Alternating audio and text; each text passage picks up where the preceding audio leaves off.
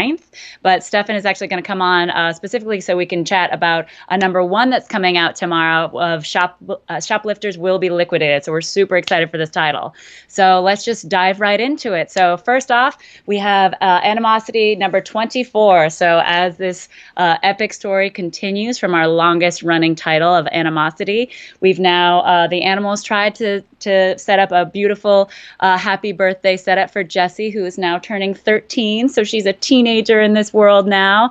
But there's some stuff goes wrong, and one of our merry members has actually been kidnapped by some people, and I don't want to spoil who or what happened. So some tensions build as we try to go save him from the kidnappers that kind of came and took him right before this amazing celebratory day for them. So if you guys haven't picked up this title, this is one of my favorites. I feel like all of AfterShock's titles are my favorites, but this is our longest running. It has been optioned to be a movie with Legendary, so make sure to catch up on this before the movie comes out. So next up is actually a trade paperback. So this is Garth Ennis's A Walk Through Hell Volume 2. So if you guys haven't picked up this story, I usually don't like scary, dark, type titles, but this one is just so epic and so well written. I mean, Garth Ennis, if you think you've read his darkest stuff, you definitely have not seen just how dark he can get until you read this title. The best way I can describe A Walk Through Hell is that it is a very dark supernatural X-Files, where there is a very seasoned, very tired, world-weary cop and her partner, who's a bit younger, a bit more bushy-tailed, and they have an awful case of this guy who is murdering and torturing children. And that's where it starts, and then it spins darker from there. So that's all I'll say, so I don't spoil anything. There's a lot of mystery, there's a lot of intrigue, and a lot of suspense in this extremely dark supernatural title. So I cannot recommend this enough. And this is the second and final of this series in the volume. So as soon as you pick up this volume, you'll be all caught up, and it's very good. I mean, if you're a Garth Ennis fan, I highly, highly suggest it, especially for this Halloweeny, spoopy month. So to talk about our newest title that's coming out this month of Shoplifters Will Be Liquidated, I want Stephan to come on over, because he actually was able to interview the creator of this title, so he's going to have some more firsthand info. So what up, Stephan? Hey, RuthAnn, how you doing? Good.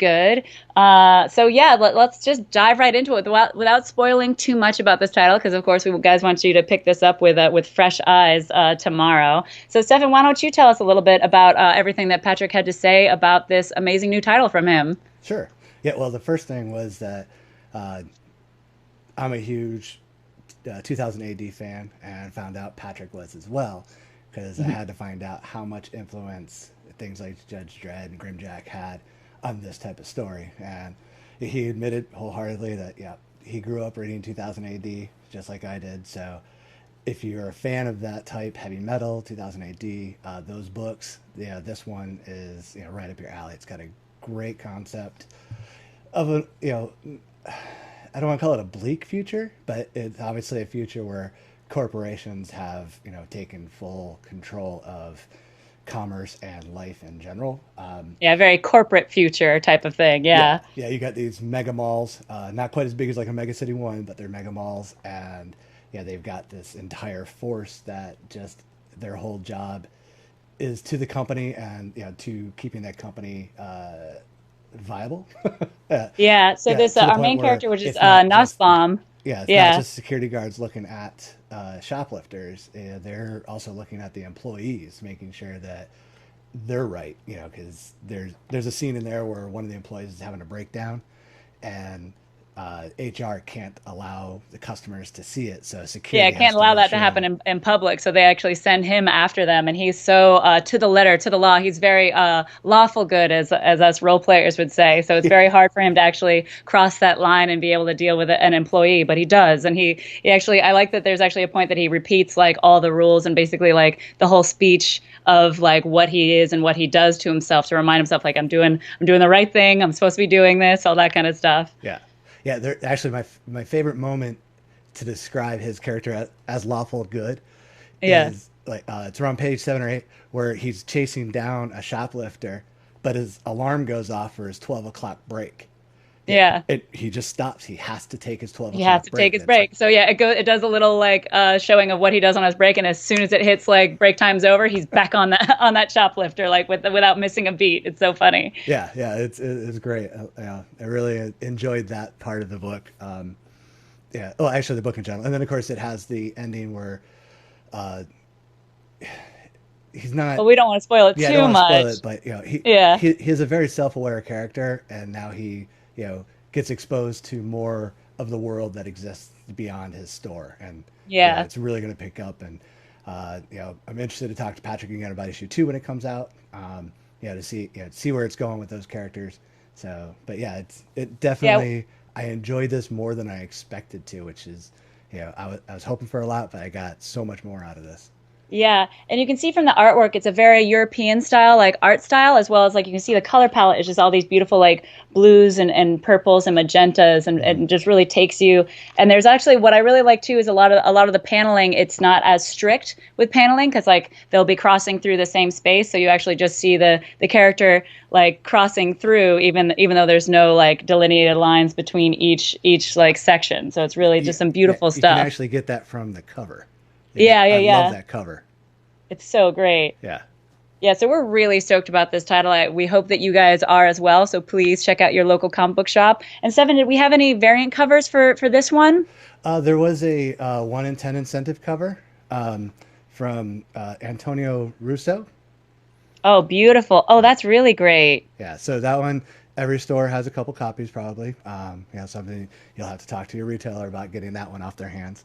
Yes. Yeah, it's a good book, and I'm really enjoying it. And like I said, the art is amazing in it, and I got so much more out of this than I really thought I was going to. I loved it. Yeah. Yeah, it's really, I love the show don't tell type mentality, and like right when it starts, there's this great monologue from the lead character about like all about the crime doesn't pay and that sort of thing, like the speech that he's giving this dude.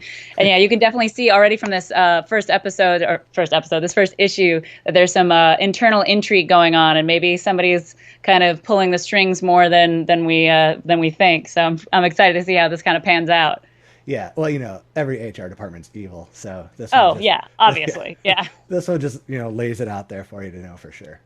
Yeah, awesome. Well, Stephan, thank you so much for joining, and we'll see you next week to talk about the titles for next week. Awesome. Talk to you then. Awesome. Thank you. See you then. So, guys, we're super stoked about these titles coming out tomorrow. So hopefully you will pick them up and enjoy them as well. So for all those that came out for New York Comic Con this last weekend to visit us and see our panels, thank you. It was a super good time. We had a panel with Colin Bunn called One-on-One with Colin Bunn, because we do like wordplay here at AfterShock. And we did some pretty killer announcements, one of which was from one of our favorites, Steve Orlando, is coming out with a new book called Kill a Man. So we'll have those videos and all that kind of stuff up soon, so you can check that out, because we are very stoked for that. The next cons coming up is this weekend. I'll be at Los Angeles Comic Con this whole weekend, so please stop on by. We'll at booth 1122, very easy to remember, and we will have a panel on Sunday, so check out our social media posts about that. And the weekend after, we're going to be not only at Manitoba in Canada, but we're going to be at Baltimore Comic Con, and there's some pretty awesome panels coming out for that con as well. So guys, thank you so much for continuing to check out our live stream and reading our books. Don't forget to read dangerously, and we'll see you next week. Bye, guys.